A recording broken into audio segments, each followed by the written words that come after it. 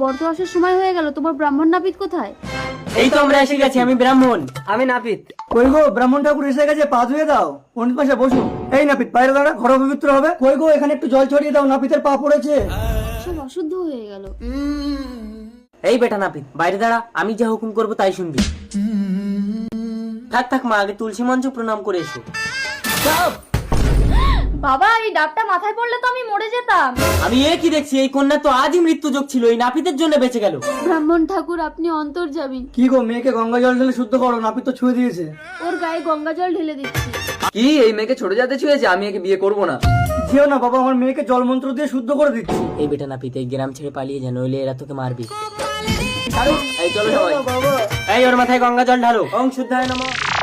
ব্রাহ্মণও তো মানুষ, নাপিতও তো মানুষ, কিন্তু এরা ছোট জাত বড় জাত বলে কেন? ব্রাহ্মণের সাথে থেকে থেকে আমি তো পুজো পাঠ সব শিখে নিয়েছি। অন্য পাড়ায় গিয়ে লক্ষণ পরামানিক থেকে লক্ষণ চক্রবর্তী হয়ে ব্রাহ্মণ সেজে থাকবো। পণ্ডিত মশাই নমস্কার। তথাস্থ।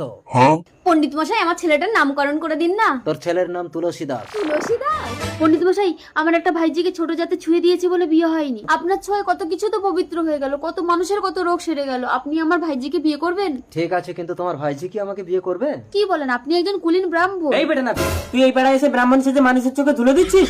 আপনি আমাদের ব্রাহ্মণ পণ্ডিতকে নাপিত বলছেন? কে কোথায় আছে এই ভণ্ড ব্রাহ্মণকে তাড়াও। ও বাবা গো।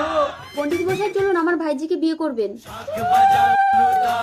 নাও, এবার শুভ দৃষ্টি হবে, ঢাকা দাও। ঢাকা দাও, ঢাকা দাও।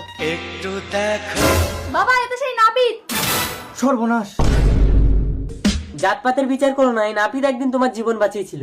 রক্ত মাংসে গড়া মানুষ, মোদের সবার শরীর সমান, কেউ ছোট নয় কেউ বড় নয়, এটাই করো প্রমাণ।